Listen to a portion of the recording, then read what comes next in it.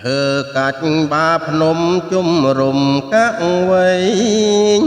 កំណត់ណាស្នេហ៍ថ្មីស្ទួនលើងរឿងចាំងកាលទុំជាសង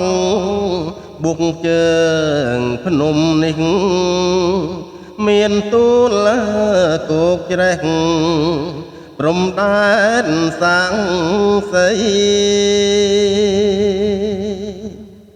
កំពុងខ្សាច់ស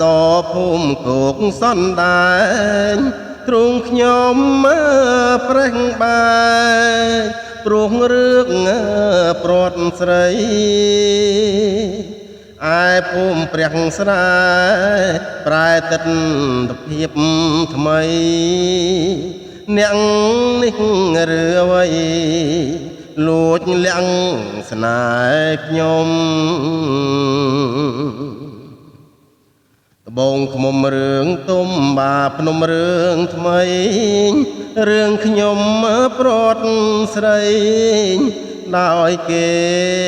បងខំបើគេចង់ចាញ់ខ្ញុំត្រូវឈ្នះដូចរោគទុំ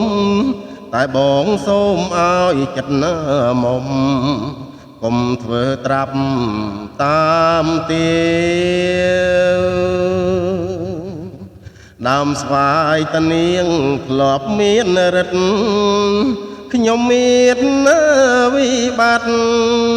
បណ្ឌិតអ្នកមិនជួយបើខ្ញុំដូចទុំបាភ្នំ